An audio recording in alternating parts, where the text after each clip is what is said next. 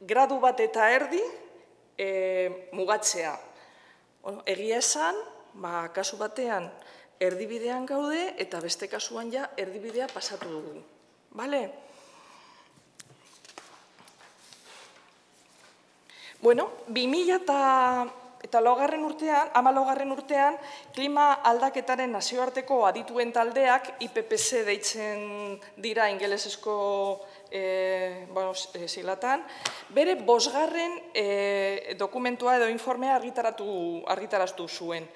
Oso informe importantea da, han biltzen delako, dakigun informazio zientifikoa eta datu zientifiko guztiak hor biltzen direlako. Hor 4 agertoki edo eszenario proposatu dituzte. Konzentrazio bide adierazgarriak deitu zieten, edo ingelesezko, erderaz, sendas representativas de concentración. Eszenario hauetan ikusten dugu nola igotzen diren temperaturak, CO2 konzentrazio atmosferan bataz besteko CO2 konzentrazioaren lotuta. Lehen egoera onena da. Eta kasu honetan CO2 atmosferan 421 ppm-tara igoko da. Gogoratu, aipatu dugun zenbakia, 400 ppm-tan gaudela oraintze bertan. Eta 21 ppm-tara igoko dela, eta kasu honetan, bataz besteko temperatura atmosferan, bakarrik grado bat eta erdi igoko da. Bigarren kasua, Pariseko akordiorena da gutxi gora bera. Eta kasu honetan, CO2 atmosferan 530 ppm-tara igoko da, eta temperaturaren igoera 2 gradu eta 4 gutxi gora bera esango da. Eta 4. kasu latzena da.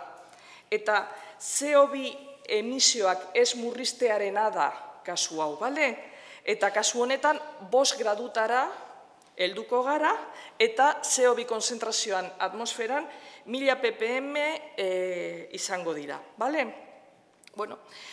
Normalean, klima aldaketa ikusten ari garenean eta etorkizuna aztertzen ari garenean, bi eszenario hauek erabiltzen dugu, Pariseko akordiorena eta latzena.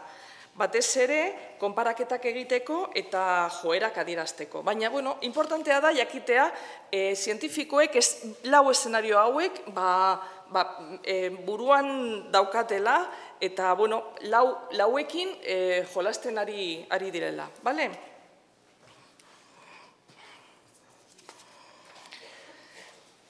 Beste aldetik, Europako ingurumen agentziak aurten argitaratu du klima aldaketaren inpaktuak eta urrakortasuna Europan.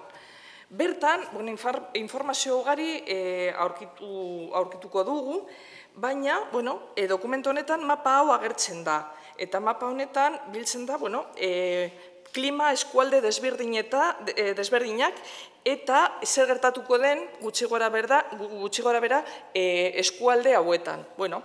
Eskualde atlantikoan adibidez, muturreko prezipitazio gertaerak areagotuko dira, kostaldean eta ibaien inguruan uholdeak handituko dira, eta klima arrisku aniskoitzak handituko dira. Mediterranear eskualdean begiratzen badugu, inpaktu gehiago gertatuko dira, kasu gehienetan arriskuak handituz. Muturreko beroa, lehorteak, biodibertsitatearen galera, basosuteak, prezipitazio jaitziera, eta hemen ere klima arrisku aniskoitzak handituko dira. Eskerrik asko, Marian. Orokorrean, ulertzen dugu klima nola aldatzen ari den eta gertokiak nolakoak izan daitezken. Baina bioanistasunaren aldaketak adierazteko baldago adibideen bat edo daturen bat eskaini aldi guzuna? Bai, dokumento beran oso informazio zehatzak agertzen du, baina nik jaso dut bakarrik informazio orokorrena.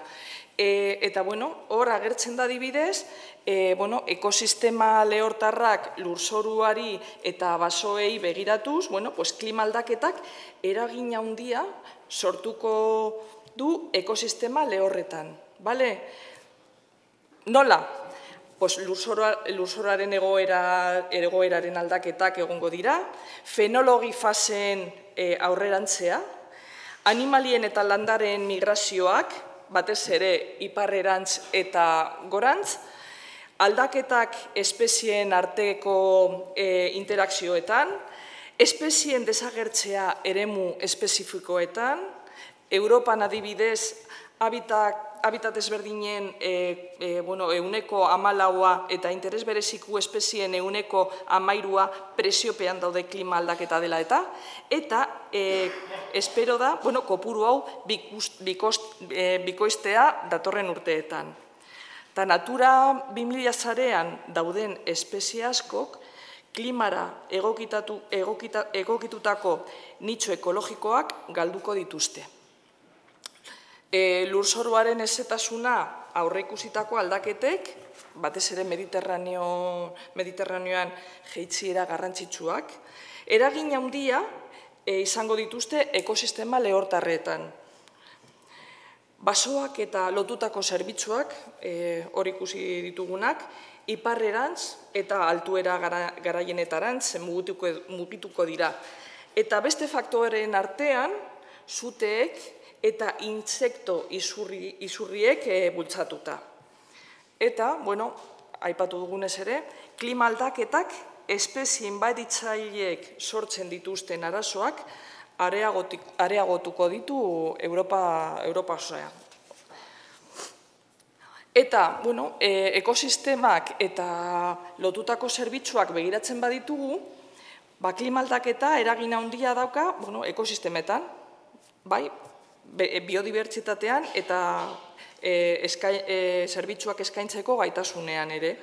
Klima aldaketa gizakiak sortzen dituen inpaktuen ondorioak areagotzen ari da, batez ere ekosistema naturaletan eta erdi naturaletan. Arlo honetan sortzen dituen efektu zehatzagoak jakiteko, ezagutza gehiago behar dugu. Orduan, investigazio gehiago eta ikasketa gehiago egin behar dira arlo honetan, esaten du informek. Eta, klima aldaketaren garrantzia jakiteko sektoretan eta eremuetan, ikerketa zehatzak egitea ezinbestekoa da. Batez ere, ikusten da, oraintxe bertan, Europako itsasoa eta alpetar ekosistemak sentikorrak izan daitezke klima aldaketaren eraginez. Adibide bat ipiniko dut, hau zehazteko edo informazio gehiago jakiteko, eta adibide hau da, mahastien eta leku babestuen arteko lehia. Adibide moduan, hor ikusten dugu, gorriz,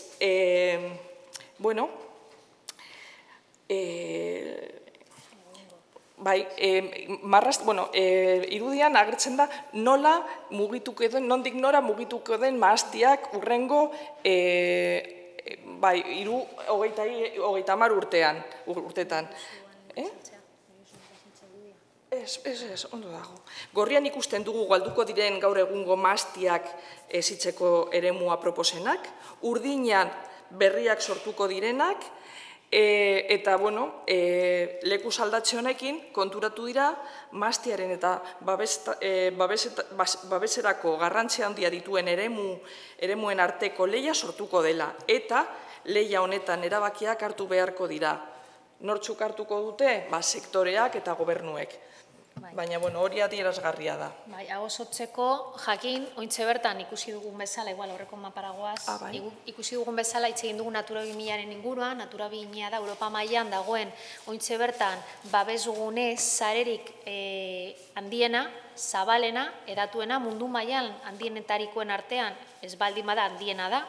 Orduan, Jakin da Europa nolabait guztiz artifizializatuta dago, hainbeste hiri eta herri handiekin, industriekin, ointxe bertan lurtzoru libreak non daude? Hau da, ereintzeko lurrak, babesgunetan. Orduan, pentsatu hemen, Europako erdialdean, Alemaniako hirietan, ikusten baditugu ointxe bertan mapa horiek, ikusten dugu, daudela babesguneak, gune berdeak eta hiriak. Non landatuko ditugu mahatzak, mahaztiak? Ez ditugu mahaztiak landatuko hirien barruan edo parketan, landatuko dugu lurra dagoen, lurtzorua dagoen lekuetan. Eta ointxe bertan Europan, lurtzoru gehiena babestu dezak edo gordetzen duen, lurtzoru gainera osasuntsua gordetzen duen leku bakarra, egon daiteke, edo leku bakarrak egon daitezke babesguneetan. Esan dugu lehen bideoan, erkidegoan, Euskadin, 123 Natura 2000 dela.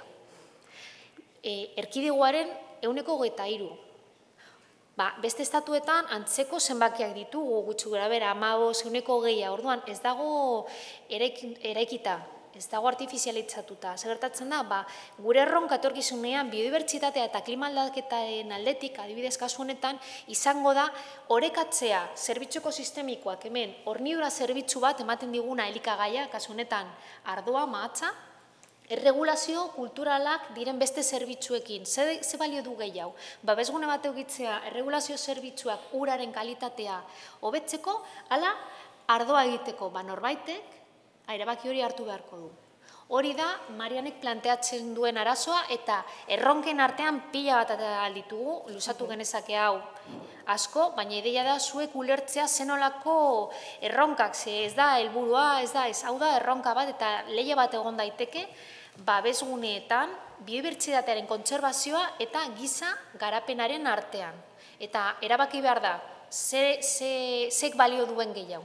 Horregatik, zerbitzu ekosistemikoen kontzeptua eta balorazioa oso garrantzitsua da, zemango digu zenbat diru kostatzen duen, edo ematen digun hornidura edo ardoa egitea lurralde batean, eta lurtzoru horrek ematen dizkigun, adibidez, zerbitzu ekosistema de regulazio, zerbitzu ekosistemikoak.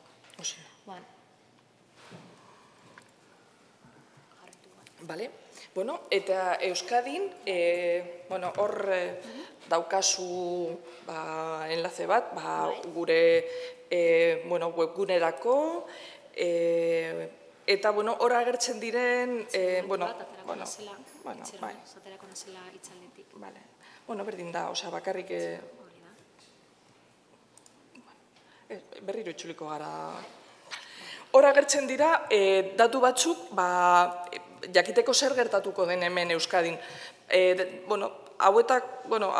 Hemendik datu batzuk jaso ditut eta hor irudian agertzen dira. Batez ere, euriak murriztuko direla, ikusi dugu, mendearen amaierako. Oraindik nahiko urrun badirudi, baina murrizketa importantea da. 115 eta 120 artean. Baliabide hidrikoak aldatuko dira, ere. Urekarpen txikiagoa egongo da, eta uholdeak jasan ditzakeen eremuaren hazkundea espero da. Uholde gehiago, baina urekarpen txikiago.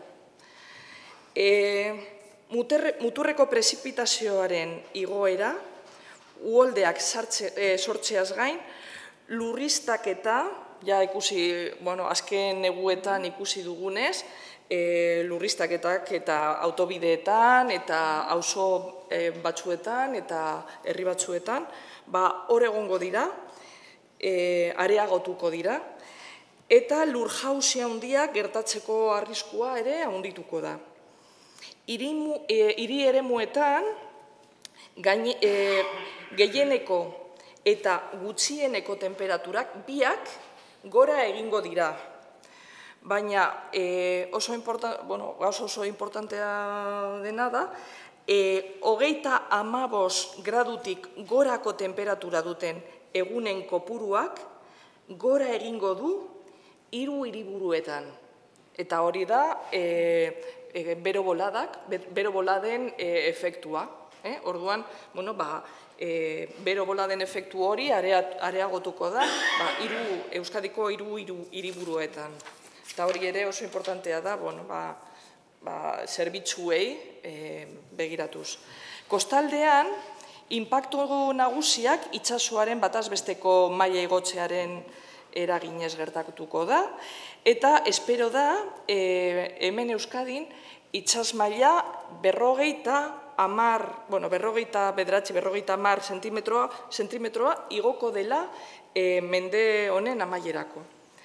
Lehorreko ekosistemak, ekosistemetan, fenomeno berdina agertu da hor, eta Europako informean ere, flora aloktona edo enbatzailearen askundea, espero da batez ere Bilbo eremuan. Eta, Euskal baso ekosistemen mediterranizazioa espero da. Batez ere,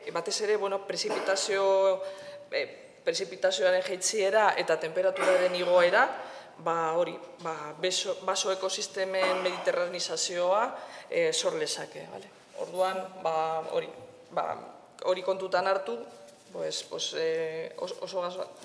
arazo importanteak eta larriak dira. Eta, ekintzarako bideratuta zerbait egin behar dugu. Eta zerbait hori zer da? Hau da, Euskadin zer egiten ari gara honi aurre egiteko, Marian? Ainizek aipatu duenez lehen, hemen Euskadin badaukagu estrategia bat, klima aldaketaren Euskadiko estrategia. Klima hau aprobatu zen orain dela 2 urte, gutxi gora bera, eta horretan gaude lan egiten nahi baduzue, aurkezpen txiki bat entzungo dugu honetaz.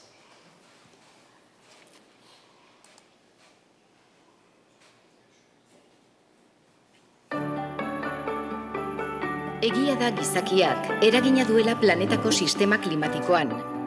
Berotegi efektuko gasen isurpenak historiako handienak dira eta giza zein natura sistemak eraldatzen ari dira. Giza ekinbideak eragindako berokuntza globalaren jatorria, egungo gizarteen ekoizpen eta kontsumo moldeekiko mendekotasun handian datza. Horren bestez, beharrezkoa da isurpenak drastikoki murriztea, batez besteko berokuntza globala 2 gradu zentigrado baino handiagoa izan ez dadin. Joera hori geratzeko, aldaketa behar da teknologian, ekonomian eta lidergoan. Herrialde eta eskualde guztiek ahalegindu behar dute karbono gutxiko eta klimara egokitutako ekonomia batera aldatzeko. Euskadik 10 urtetik gora daramatza lan horretan. Europako irizpideekin bat eginik, karbono gutxiko gizarte, ingurumen eta ekonomia sistemarako bidean aurrera goaz, datozen urteetako 6 ingurumen erronka nagusiei aurre eginez. Hainbat alderdirekin zerikusia dute horiek, tartean energia eredua eraldatzea. Klima aldaketak eta ingurumenak osasunean duten eragina. Baliabide eraginkortasuneko ekonomia zirkularreko eredua abiarazteko premia. Gure natura kapitalaren zaintza. Biarretziko belaunaldiekiko konpromisoarekin eta erantzukidetasunetik.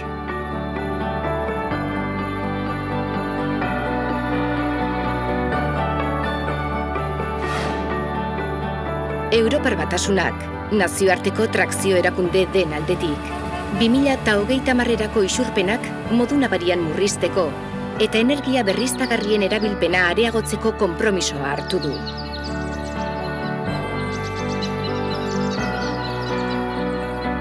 Horiek horrela, eskualdeak gero eta konprometituago daude klimaekintza globalarekin.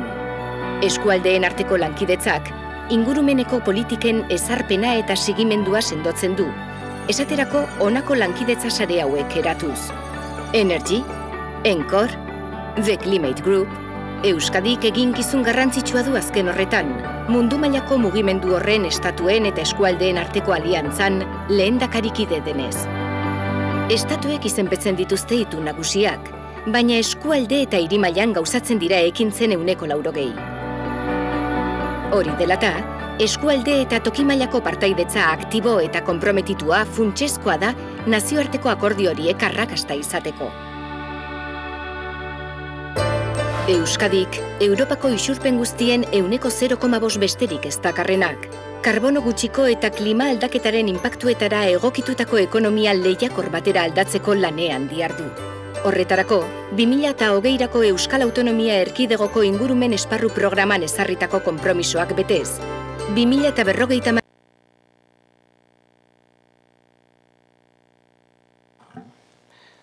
Bueno, gutxi gora bera, zerbait txartu egin dut? Bai. Vale. Bakarrik bi... bakarrik, hori. Bueno, vamos a ver. Ahí va, vale. Bueno, estrategian, webunean, ingurumen webunean ere badago, eta bakarrik hori aipatzeko, zeintzuk dira helburuak. Eta hor agertzen diren emisio murrizteko helburuak eta energia berriztagarrien helburua, hor dago, bale? Osea, nahiko ambiziosoak edo nahiko potenteak dira eta Europarekin konparatuta antzekoak dira. Eta helmuga edo helburu hauek ere energia estrategian finkatuta daude. Orduan, bi estrategia arlo honetan komplementarioak edo antzekoak dira. Orduan, zerbait nahi baduzu, esan nahi baduzu horretaz, esan dezakegu. Bueno, bakarrik hori, helburu bat dago hortik emisioak murrizteko, eta bigarrena da batez ere egokitzean edo adaptazioan ibiltzeko. Eta helburu honen barne, 5 helmuga daukagu, ilunak daudenak. Eta hori, arlo hauetan edo sektore hauetan estrategiak lan egitea proposatzen du. Eta, bueno,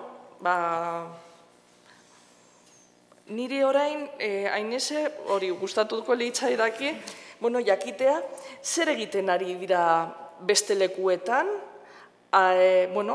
biodibertsitatea ari begira, klima aldaketaren kontra edo klima aldaketari aurre egiteko. Bale, Marian, esan dugun bezala, galderen inguruan egituratu dugu solasaldi hau, eta pizkanaka hurbiltzen ari gara helmugara. Hau da, etorkizuna ereitzera, ez? Orduan, ikusi dugu biodibertsitatearen egoera, ikusi dugu klima aldaketak ekarriko diguna, edo etorkizuna, eszenarioak, inpaktuak eta efektuak. Eta orain, eszenario honekin egin dezakeguna da jesartzea eta itxarotea. Hori da hor, maila internazionalean hartutako eszenarioen artean laugarren hori, baina bere gauzak egin alditugu. Eta hainbat herri, eskualde, bideotan jarri den bezala laburbiltzeko ari dira ekimenak bultzatzen, adaptazio mailan gauzak lan egiteko. Eta adaptazio mailan ekintza asko ekosistemetan oinarrituta daude. Zergatik, ekosistemek ematen dizkigutelako zerbitzu batzuk oso garrantzitsuak eta modu efiziente eta merkean. Orduan, zergatarako inventatuko ditugu gauzak, teknologikoki, baldin eta naturak errezago, merkeago eta efizienteago lortzen badizkigute. Orduan, zer ari dira egiten hainbat eragile, erakunde, herri, hiri, estatu, ikerlari, naturan oinarritutako irtenbideak bultzatuz. Hori, ingelesez deitzen da Nature-Based Solutions, igual entzun duzue, soluciones basadas en la naturaleza, erderaz. Orduan, zerbitzu ekosistemikoen kontzeptua berria da. Hau, are berriagoa eta gero eta gehiago hitz egingo dugu euren inguruan, baina ez pentsa berria izateagatik kanpotik eta etorri den kontzeptua dela, hemen erakutsiko dizkizuegu horren inguruko ereduak. Hemengo tokiko eragileek, adibidez, Donostiako udalak, egindako gauzak naturan oinarritutako irtenbideekin. Orduan, lehenengo eta behin azaltzeko hau, planteatu, ekarri dizuegu bideo bat, laburtsoa da, baina uste dugu oso ondo azaltzen duela hau, Parisen egindako klima aldaketari aurre egiteko erronka hauei naturan oinarritako emaitzak azalduz. Ingelesez dago, baina ikuste oso, edo guk uste dugu oso ondo erabiltzen ulertzen dela.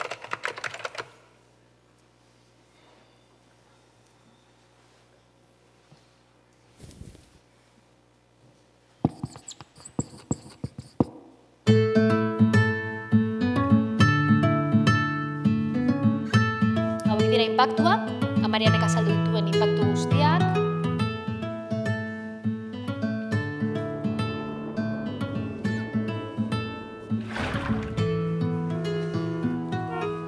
Hemen, bero bolada, bero irlak, eta temperaturaren igoera hirietan. Uholdeak, eta zelan, zenbait uholden inpaktua handiago izango dela, eta naturan oinarritako interbide hauek lagunduko dute inpaktua murrizten, eta ura nolabait hartzen erregulazio zerbitzua, zerbitzua hor dago. Gainera, airea zuek identifikatu duen bezala, aireak lagunduko du hozten eta airearen kalitatea hobetzen. Jaitsiz, bero boladen efektuak auzo eta hiriguneetan. Gainera, mitigazio aldetik, karbonoa bere fijatuko dute, beraz, adaptazioaz gain mitigazio egin aldute. Polinizazioa agertu da lehen. Teiatu berdeetan, polinizazio zerbitzua areagotu dezakegu, erleak bueltatu daitezke hirietara. Baina ez bakarrik erleak, polinizatzaileak diren hegazti eta saguzarrak, adibidez ezagunagoak izan zitezkenak. Gainera, hori, ubideak, ibarbasoak berreskuratzeak ekarriko du uholde murrizketa, baina bere bizi kalitatearen emendioa. Zenbait kasutan, uholdeak aterako du ura ubidetik, baina eruen efektua desberdinak izango dira. Hitz egin dugu maaztien inguruan, baina hemen monikultiboek ingo dutena da murriztea euren efizientzia. Gainera, dibertsitate genetikoa murrizten denaz, horrek egiten du inbaditzaile edo patogenoen izurriten efektua handitzea. Segun zer jardunbide egiten dugun, batez ere lehen sektorean, ulu erosioa emendatu daiteke baldin eta prezipitazioen indarra handitzen den. Horregatik, baldin eta kultibo multifuntzionalak edo ezberdinak planteatzen baditugu bertoko barietate genetikoekin, hobetu dezakegu erregulazio klimatikoa, lurtzoruan erregulazioa eta ez hori bakarrik emendatu biodibertsitatea.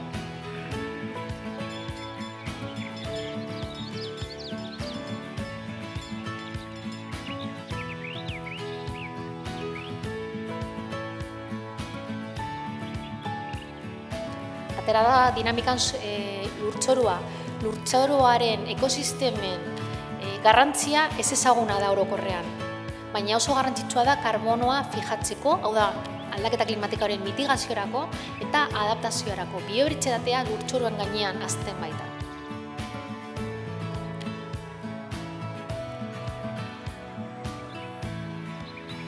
Orduan, zagertatzen da, maila ekologikoan edo ekologikoa den lehen sektorea asko onuragarria da biodibertsitate aldetik.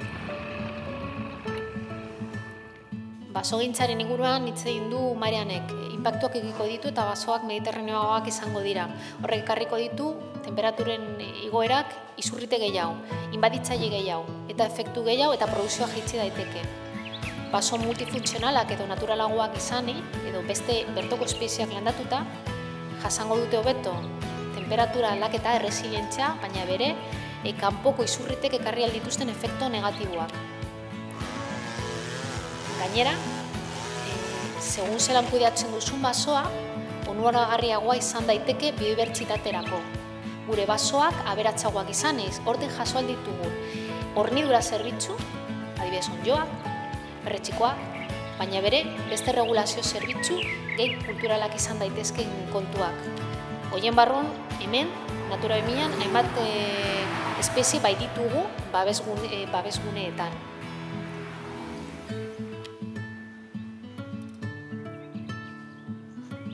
ikusten duzuen bezala, zerbitzu ekosistemikoen kontzeptu honi buelta ematen, lotu aldugula ez bakarrik hiria, baizik eta lurraldea. Eta hori bere oso garrantzitsua da, horregatik kontzeptu honek laguntzen digu kudeaketa aldetik eta aldaketa klimatikoaren aldetik, gauzak bestera batetara integratzeko. Bueno, ja, amaitzen ari gara eta hainiz zer egiten ari gara hemen Euskadin. Adibide batzuk badituzu hortik, azkar pasatzeko igual.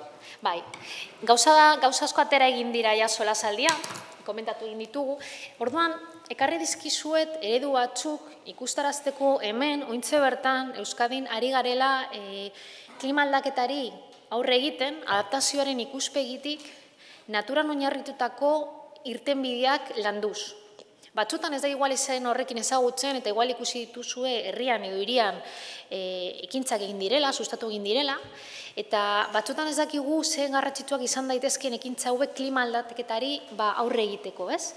Orduan, Mairianek aipatu ditu lehen inpaktu batzuk, bat izan da itsas mailaren igoera. Orduan, itsas mailaren igoerak ekarriko ditu aldaketak gure kostaldean. Hemen, Donostien edukiko ditugu, ez? Bueno, hainbat ezegune leheneratu eta berregin dira, pairatzeko batez ere puntualak izan daitezke, ekstremoak izan daitezkeen eventu horiek, eta bere, erresilientzia hobetzeko. Gere uholde arriskuak emendatuko direla ikusi dugu. Eta egia da, batez ere alderdi atlantiarrean, bai Bizkaian eta bai Gipuzkoako itxuraldeetan, ibaiek uholdeak pareatuko dituztela. Gure herri gehienak daude ibaien eudubietatik hurbil. Holan garatu egin garelako, azkenean herri malkartsu batean bizi gara, Bizkaia eta Gipuzkoan, eta orduan leku bakarra, holako hiriak edo azteko, ez bakarra, baina erosoena da, ubiden ertzetan. Sartu gara ubidean, eta horrek ekartzen du ointxe bertan artifizialak direla, eta ez daudela prest, ateratzeko, ez? Eta ateratzen badira, gertatzen da, batzeak inundatzen direla, edo gauzak apurtzen direla. Hainbat udalek, sustatu egin dute, bai Bizkaian eta bai Gipuzkoan, eredu batzuk hartu ditugu, ez dira guztia, baina zuek ikusteko. Olako ekintzak. Bero boladak, atera egin dira, temperaturak emendatuko dira. Adibidez, Gasteizeko udalan, hiria berdea gutzen ari dira, zergatik horrek temperatura jaitziko duelako. Ez bakarrik airearen kalitatea, hau da, hornidura zerbitzua, baizik eta temperaturen efektua murrizten duelako. Eta gero hemen Donostian landu egin da naturan oinarritako irtenbideen kontzeptua, diagnosi bat eginez, eta ikusten aber zelan izan daiteken posible berdeagotzea hirigunea, baina bestetik irtenbide naturalen balorazio edo metodologikoa egitea, identifikatzeko lehentasunak auzo-auzo eta auzoko eragileekin aman komunean jartzeko. Ze oso errezak izan daitezkeen ekintzak dira, edo izan zitezkeen, baina gerta daiteke pertsonek ez dutela ezagutzen ze garrantzitsuak izan daitezkeen hauek, eta askotan ez dituzte ulertzen. Ez dute ulertzen zergatik ubide aldatzen da eta berriro natura olago jartzen den. Ez zikintzen diazue ibaia. Batzutan ez da ibaia zikintzen. Egiten duena da, adibidez, egotea enborrak ibai barruan, egiten duena da murriztea uraren abia da. Orduan, batzutan uholdeak daudenean, eta ateratzen denean ibaia ubidetik, ez da zikin dagoelako. Baizik eta hori da, beren bide naturala moteltzeko abiadura. Eta enborrek laguntzen dute moteltze horri. Bestela, gertaziteken uholdearen efektua bekaldean, ubideran ja beko partean, askoz nabarmenagoa izan ziteken. Gero lurraldearen kudeaketa aldetik, basogintzaren efektua atera da, adibidez Arabaldean Amurrioko udalak basoen kudeaketa ezberdin bat garatu egin du horri aurre egiteko, eta gero beste motatako lanak egin dituzte, bai zaurgarritasun analiziak eginez, edota erastun berdeak edo urdin berdeak garatuz, bai Zarautzen, bai Gasteizen, batzuk igual ezagunagoak dira. Pasatuko dutarin ereduak dira bakarrik argazkiak ikusteko zuek itsas mailaren igoeran, orduan hemen kostaldean ikusten dugu zelan zegoen muskizteko Petronorreko instalazioa Kamsan, Bizkaian, hori Santanderrako bidean, eta zer egin duten, ez? Bueltatu lehengo egoerara, edo alik eta egoerarik hurbila naturalenera. Plentziak gortzeko ondartza da, eta hemen guztiz artifiziala zegoen errepide bat sartu, eta hemen dunak berreskuratu egin dituzte. Zergatik? Marea gora egiten zuenean, hondartza galtzen zelako. Zergatik? Erregulazio dinamikak, hau da, erregulazio zerbitzu geologiko hori moztu egin zelako gizakiaren efektuagatik. Hemen ikusten duzu askoz hobeto argazkia. Hemen datu batzuk enan sartuko horretan, beste barik jakin, landatu direla gauzak, egin direla gauzak, olatako asko daude Natura 2000 edo babesgune gainera baliotsuak berreskuratu egin dira. Eta orduan biodibertsitatea gainera emendatu egin dugu, herrietan, hirietan. Muskiz, Bizkaian, hau da, hondartzatik ataratakoa, hemen dira zera horako fueleko edo diesela gordetzeko kontenedore oso handia, itzelak ziren, autopista hemetik pasatzen da. Eta hau da, egoera berri autobusa, Joan Bazaretea Zandarde aldera, hau da, justo pasatzen duzuen zubia. Eta hau da, berreskuratutako gune hau. Hemen beste argazki bat ikusteko zer egin da, apur bat padura berreskuratzea, baina bere areatzan landatu egin dira gauzak dunak berreskuratzeko eta dunen landaregia berreskuratzeko. Modu horretan, olatu bortitza datozenean, dunek aguantatzen dute hori, eta ez doa paseora, ez ditu apurtzen beste egiturak edo infrastruktura. Hemen datuak, hemen Urdai baialdean gauza bera berreskuratu da padura, uholden efektuak, inbaditzaileen efektuak eta hainbat efektuei aurre egiteko. Horrek ekarri du hobekuntza bat. Uholde arriskuak, beste arrisku bat, aukeratu ditugu lau garrantzitsuenak direlako eta guretzat eta klima aldaketako estrategiaren baitan lehentasunekoak direlako adaptazioan. Hemen beste lekuetako ereduak dira, logikoki. Baina, hemen Zorrozaurren egin dena edo planifikaztu da olako leheneratze bat, hemen edifikazioak edo erekiko da beste auzo berri bat, nolabait esan da, eta klima aldaketari aurre egiteko kontzeptu batzuk eta gai batzuk kontutan hartu dituzte. Hemen ez da hainbeste natura, baizik eta uholdei aurre egiteko zelan planifikazio urbanoan kontutan hartu dute hori. Batez ere hori, kanala irekiko dute eta Zorrozaurre irla bat bihurtuko da. Eta hori dela eta uholdeen aurrean egoera hobetuko da.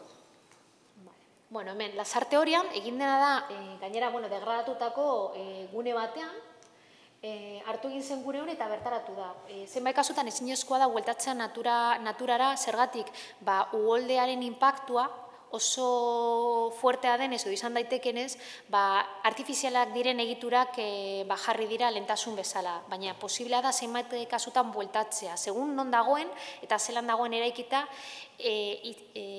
bueltatu gaitezke horretara. Eta orduan aprobetxagarriak diren lekuetan olakoak ari dira bultzatzen udalek eta ura agentziak adibidez. Orduan, hau, degradatutako gune bat zen, eta hemen parke inundagarri bat dago, parke bat dago, pasealeku bat, eta prestatuta daude bai espeziak, landatutako zuaitz-zuaizkak, eta bai instalazioak, bankuak edola modu berezi batean, inundatzen bada, ez gertatzeko hainbeste ondorio ekonomiko negatibo, hau da, hainbeste galera.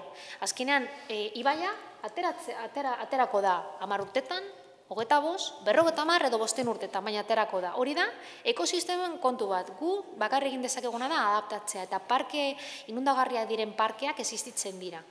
Askotan, zelan jartzen diren instalazio hauek, markatzen dute diferentzia, parke hori ondatuta, guztiz ondatuta geratzeko, edo erabilgarria izateko. Gainera, izialdirako erabili daiteken leku bada. Hemen, erresidentzia handitzeko, Usurbilen egin zen parte hau, landatutako gune bezala erabilizela duela hamarkadak eta utxita lehen sektoren jaitzia zela eta lehen eratu eginda berriro padura eta zegune hau, mantentzeko batez ere parte honetan, uraren dinamika, moteltzeko uraren abiadura, hemen, uholdea gertatuko da, hau inundatuko da, hau ulertu behar dugu askotan ez da ulertzen, ibaiak atera behar direla eta nonbaiten inundatu behar dugula. Orduan, erabaki dezakegu planifikazio aldetik non inundatu eta ez sartu hirietan uholdea. Orduan, ataratzea naturgunetara. Horregatik oso garrantzitsua dira naturguneak nonbaiten jartzea horretarako. Eukitzeko espazioa eta hemen ez ondatzeko pertsonen etxeak. Edo, adibidez, enpresak edo zein instalazio, ez? Bueno, ibarbasoak habitaten aldetik oso kaskarrak dira orokorrean esan da, hemen erkidegoan, azkenean esan dudan bezala, edifikazioa oso bortitze izan delako, bizi garelako ubidetan, gutxu gara eta hemen ikusten duzue, non dagoen Donosti bere. Orduan, zenbait kasutan oso degradatutako guneak aurketzen ditugu, utxitako lurrak edo enpresak edo, bueno. Orduan, zenbat lursail, aprobetsatu egin da, adibidez Lezon, eta degradatutako gune batzuk bertaratzea eta ur potxingoak edo urmail txikitzoak jartzeko. Horiek laguntzen dute zegune bezala jartzeko, temperatura jeitzi, uholda gertatzen bedean hori erabiltzen duzu, eta hori geratzen da uraren parte bat, moteltzen da uraren isuria ubidera, baina bere ubidetik ateratzen bada, moteltzen du. Tarteko zerbait egiten dute, horrez, kontrolatzen dute. Orduan, zenbait kasutan, gainera anfibiontzako gunea proposak dira, anfibioak dira biodibertsitate aldetik mehatxatuen dagoen animalia taldea. Hainbat arrazoengatik, baina bat da, ezeguneak erabili izan ditugulako, batez ere landaketarako, nekazaritzarako, lehortu ditugu ezeguneak, mendetan zehar, edo bizi garelakoan, edo ekoizten dugulakoan. Orduan, ezeguneek, erregulazio zerbitzu oso garrantzitsua egin arren, uraren kalitatearen eta uraren zikloaren erregulatzea egitea, oso kaskarrak diren ekosistema dira, eta horrekin lotutako landaredia eta fauna bere oso egoera larrian dago. Horregatik, mota honetako ekintzak, batzutan ez diren ulertzen udaletan ikusten ditugunean, urpotxingo bat, zertarako anfibio pila egon daitezke, eta ez bakarrik anfibioak, baizik eta intsektu eta ornogabeak garrantzitsuak direlako enbat gauzetarako. Mareak, Hondarribin eta Irunen, beste gune bat, normalean lursailak izan dira, noizbai, nekazaritzarako erabilita eta bertan bera utzita, eta gero egin dena da lehenaratu, bertaratua, eta bueltatu lehengo egoerara. Zergatik, asko sobeagoa dela hori ukitzea degradatutako nekazal gune bat baino.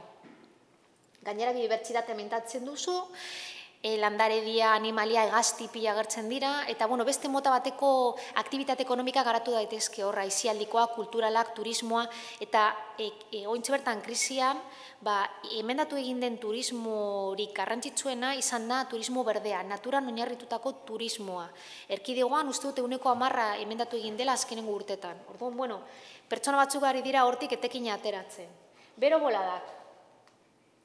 Gasteiz, eredu oso ezaguna, eraztun berdea. Hemen, barruko eraztuna landu egin da eta zelan berdea gotu. Baina ez bakarrik Gasteizen. Hemen, eraztun desberdinak ditugu, zelan berdea gotzen diren leku batzuk. Zenbait kasutan ez da ulertzen zergatik berdea gotzen den hau. Kasu, adibidez, hau ez, Europa jauregia. Zergatik jartzen duzu, itxusia da, lehortzen dira, batzutan temperatura jaisten dizulako, beste barik. Edo, ariaren kalitatea, partikula kutsagarriak izan daitezken partikulak, arnazketan arazoak sortu aldituzten partikulak, landare hauek fijatzen dituztelako, eta geratzen dira horman, paretan, ez doaz zure birikara. Askotan igual ez duzu ulertzen estetikoki zergatik egiten dena, trafiko aldetik aldatzen dizkizu gauzak, ezer osoagoak izaten dira, aldatzea igual zuen ohiturak edo pertsona batzuen ohiturak, eta askotan jardunbide edo naturan oinarritako jardunbideak edo ekintzak ez dira ulertzen, edo ekintzen onurak ez dira ulertzen lehenengoan. Orduan oso garrantzitsua da mota honetako ekitaldiak egitea, edo adibidez Donosti udalak egiten dituen partaidetza prozesuak udal eta udal mailan edota auzo mailan. Eredu batzu jarrita ez nazartuko, ez gara bakarrak, ez gaude bakarrak erronka honetan, eta hiri askotan ari dira gauza hauek egiten. Adibideak, zenolako gauzak egin zitezken naturan oinarritutako irtenbideekin. Pila bat. Ur parkeak, uholde parkeak, berdeagotzea, batzutan mitigazio kontua, jarri aldituzu energia, sortzea, denetarik, ikusten duzu bezala, pertsona batzuentzat politagoak izan daitezken hiriak sortuz, baina beste pertsona batzuentzat itxusiagoak izan zitezken hiriak dira. Orduan, bere hemen pertzezio desberdina ditugu eta hori bere ulertu behar da, ez? Batzuentzat hau da, ez zaizki intsektua gustatzen, orduan polinizazioa nire herrian mesedez ez, edo herri barruan ez.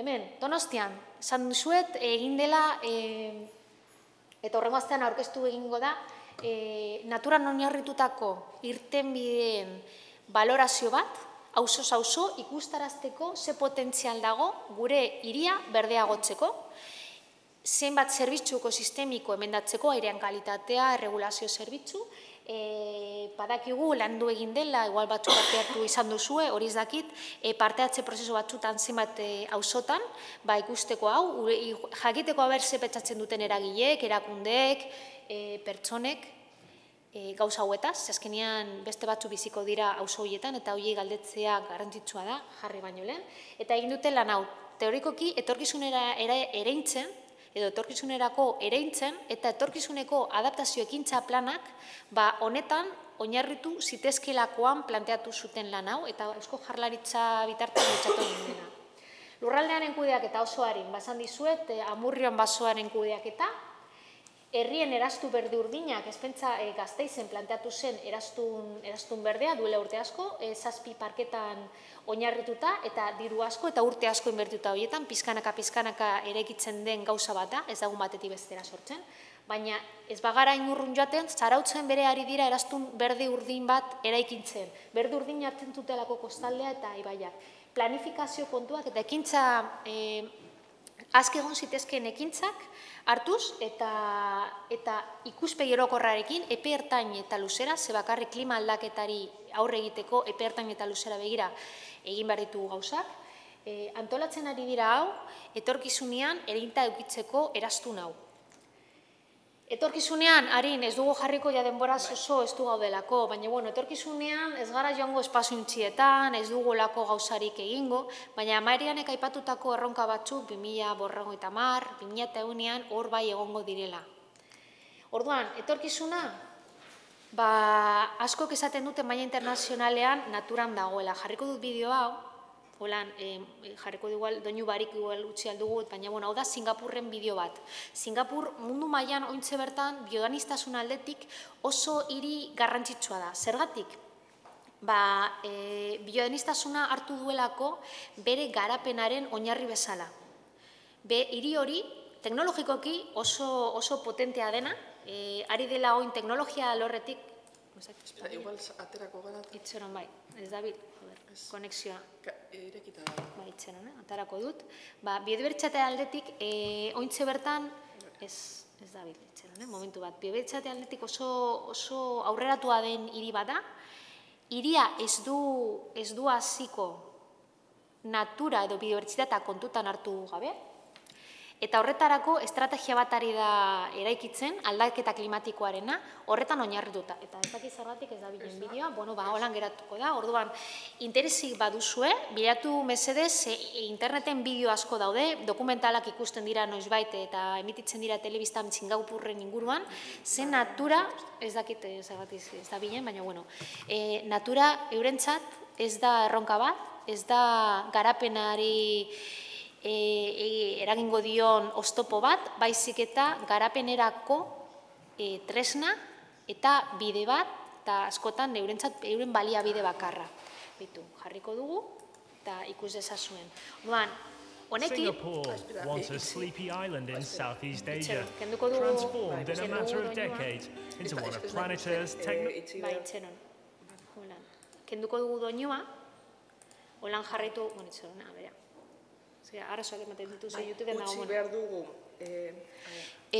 Honekin, gure hitzaldia amaitu dugu. Honekin nahi genuen azaltzea lehengo eta behin erronka honek dakan dimentsua, ez dela ordu beten edo ordu bitan azaldu edo azaltzea ez dela posible, baina uste dugu ideia orokorra hauekin saiakera hau egin dugula edo saiatu gara hori egiten. Zuei hurbiltzen erronka, bere ereduak ematen, batez ere balioan jartzeko udalek edo tokiko eragilek hartu duten erronka jasangarritasunean eskali mailan, baina biodibertsitatean eta klima aldaketan bere, eta horregatik uste dugu oso garrantzitsua zela zuek ezagutzea eredu hauek guztiak. Ezakite Marianek zerbait gehitu nahi duen, eta idea da, galderari baduzue edo zerbait izan nahi baduzue, momentua dela hori egiteko. Eskerrik asko atentzioagatik, egoteagatik hemen, eta ikusiko gara. Denbora azkarregi joan da. Bai, hori da.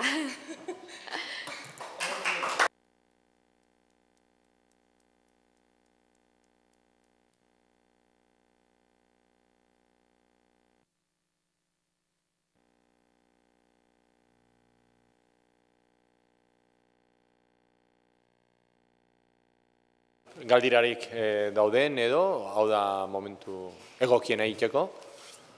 Bestela, bai, hortik handago galderatxo bat, orduan.